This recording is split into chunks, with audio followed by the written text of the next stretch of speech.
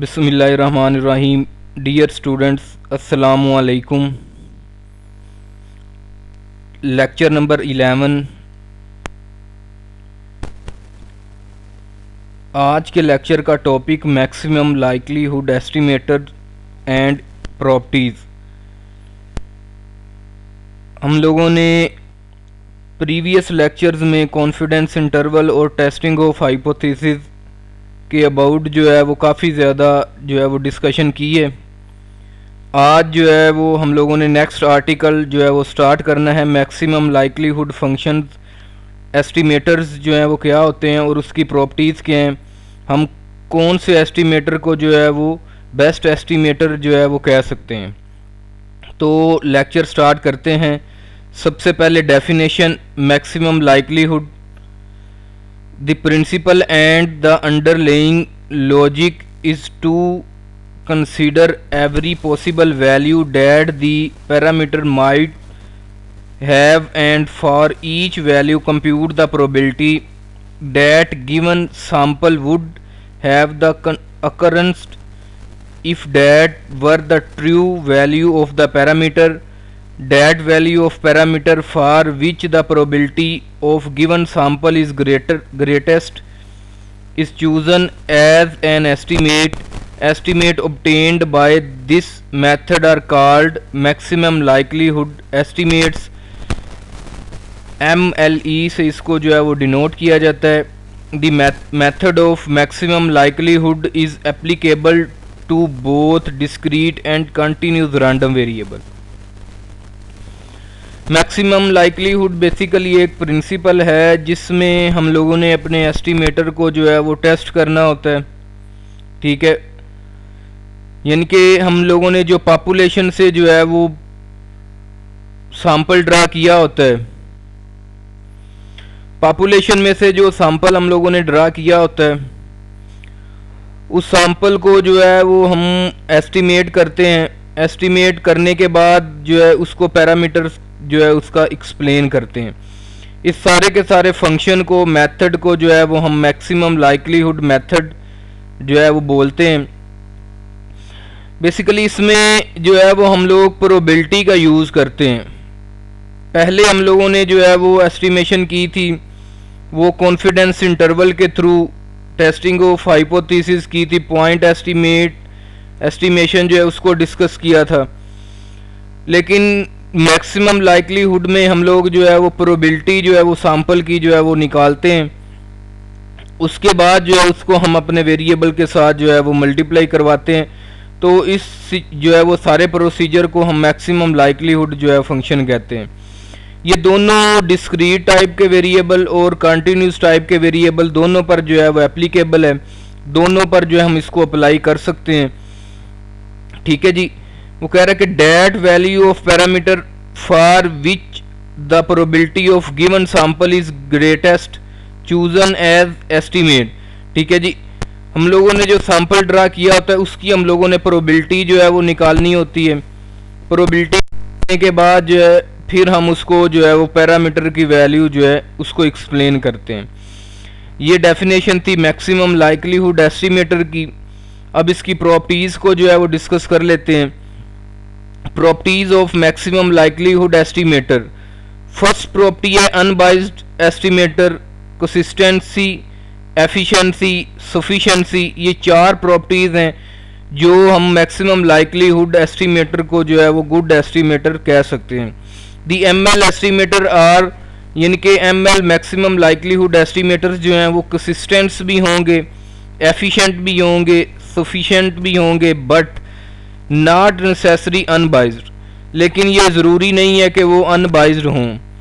तो सबसे पहली प्रॉपर्टी जो है इसको हम डिस्कस करते हैं। Unbiased estimator, an estimator is defined to be unbiased if the statistic used as an estimator has its expected value equal to the true value of population parameter being estimate.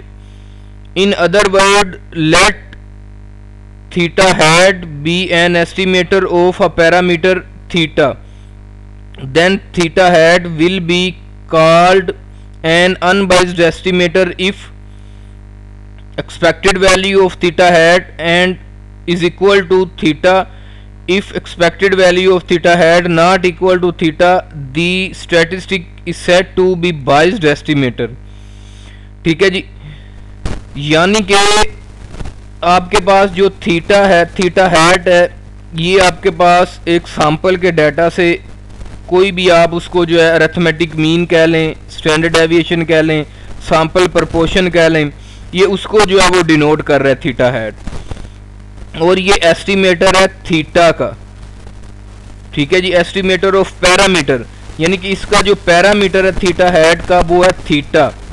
ठीक है, इसको हम unbiased उस वक्त कहेंगे जब हम इसकी एक्सपेक्टेशन लें थीटा हैट की और वो उसका आंसर जो है वो इक्वल आ जाए पॉपुलेशन पैरामीटर के। ठीक है जी, अगर वो इक्वल नहीं आता तो फिर ये बाइज्ड एस्टिमेटर होगा। नॉट इक्वल का क्या मतलब है कि अगर हमारा सैंपल जो है वो नॉट इक्वल टू आता है पैरामीटर के, तो देन जो है फिर हम इसको बाइज्ड एस्टिमेटर कहेंगे।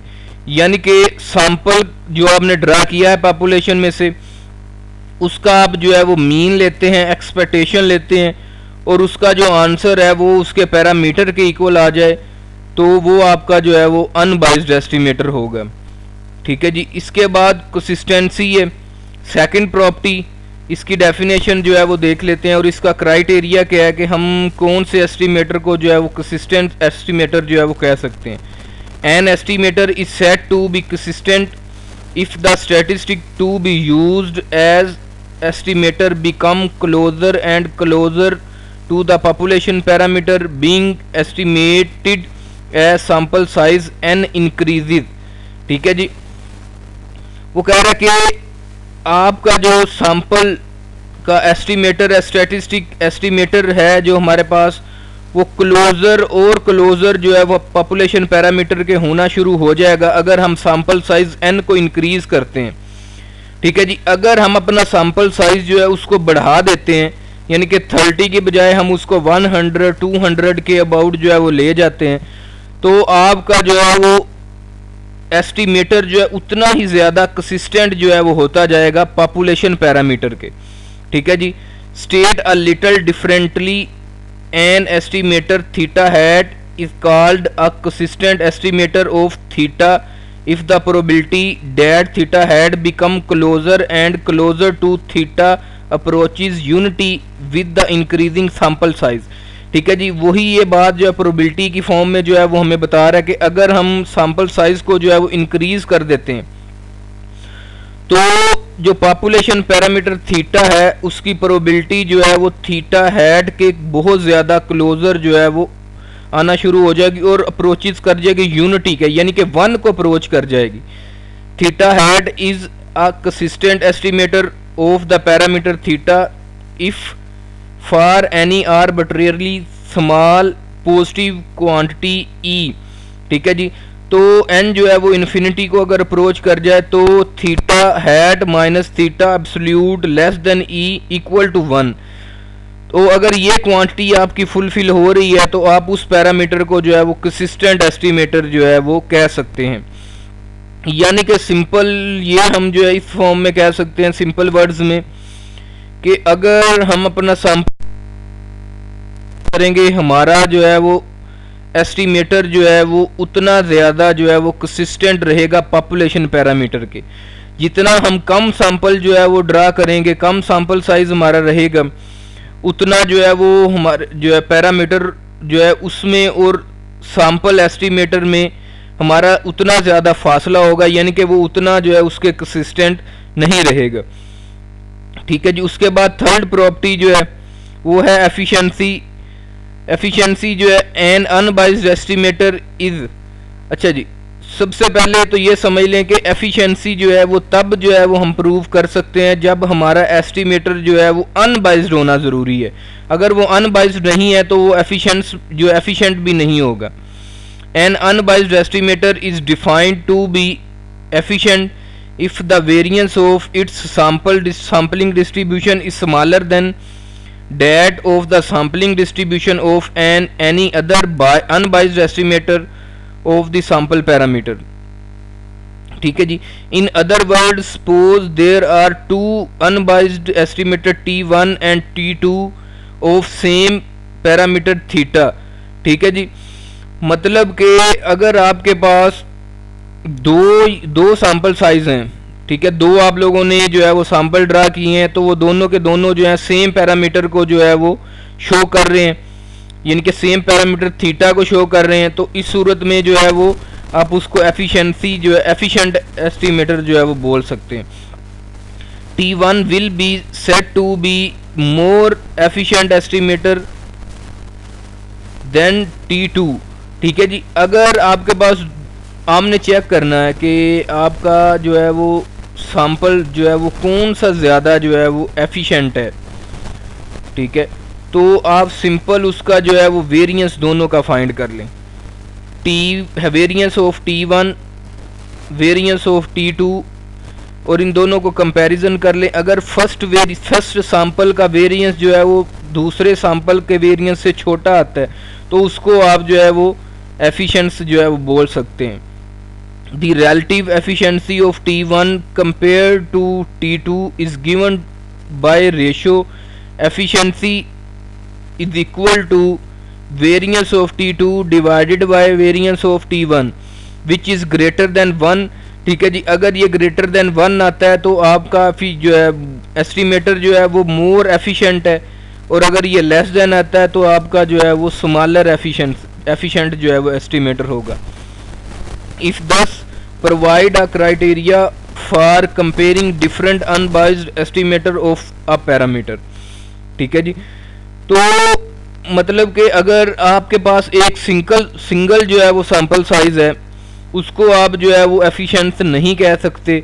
ठीक है, उसको आपने जो है पॉपुलेशन में से अगर उसको आपने साबित करना है कि वो आपके जो है वो एफिशिएंट, आपका सैंपल साइज जो है वो एफिशिएंट है, सैंपल एस्टिमेटर एफिशिएंट है, तो फिर आप जो है उसमें से एक पॉपुलेशन सेम पॉपुलेशन में से जो है वो दो सैंपल साइज जो है वो ड्रा करें, उन दोनों का जो है वेरिएंस निकालें, जिसका वेरिएंस जो है वो कम होगा वो आपका ज़्यादा एफिशिएंट जो है वो सैंपल साइज कंसीडर होगा। यानी कि उसके जो आप जो है स्टैटिस्टिक उसकी निकालेंगे, उसके एस्टिमेटर निकालेंगे, वो ज़्यादा क्लोजर होंगे पॉपुलेशन पैरामीटर के। ठीक है जी, इसके बाद लास्ट प्रॉपर्टी जो है वो हमारे पास है सफिशिएंसी। इसकी definition, an estimator is defined to be sufficient if the statistic used as estimator uses all the information that is contained in the sample. Any statistic that is not computed from all values in the sample is not a sufficient estimator. The sample mean x bar is a sufficient estimator of mu। ठीक है जी, वो कह रहा है कि अगर आपने जो है मतलब कि कोई भी सैंपल जो है वो ड्रा किया है अपनी पॉपुलेशन में से, उसको आप जो है वो सफिशिएंट एस्टिमेटर नहीं कह सकते जब तक आप जो है ये मैथमेटिकल जो है उस पर जो है वो इक्वेशंस अप्लाई नहीं करते। मैथमेटिकली इसको हम किस तरह से लिखेंगे, let x1 x2 up to xn be a random sample from a probability distribution f x theta and let function of first variable second up to n theta denoted its joint distribution, then theta hat is equal to h x1 up to xn is a sufficient estimator for theta if and only if। ठीक है जी, f into x1 x2 xn theta is equal to g of theta hat theta h into x1 x2 up to xn। this is known as criteria for sufficiency। ठीक है जी, sufficiency जो है वो sufficient estimator, हम उस estimator को कह सकते हैं कि जो हमारे पास जो है वो हम उसको कंप्यूट करते हैं, उसकी स्टैटिस्टिक को कंप्यूट करते हैं, ऑल वैल्यूज जो है वो अगर उसका सैंपल मीन जो है वो सैंपल उसके पॉपुलेशन मीन जो है म्यू के इक्वल आ जाए, तो उसको हम जो है वो सफिशिएंट एस्टिमेटर जो है वो कहेंगे। ठीक है जी, उम्मीद है कि आपको मैक्सिमम लाइकलीहुड की जो है वो समझ आ गई होगी और इसकी प्रॉपर्टीज़ की। Thank you very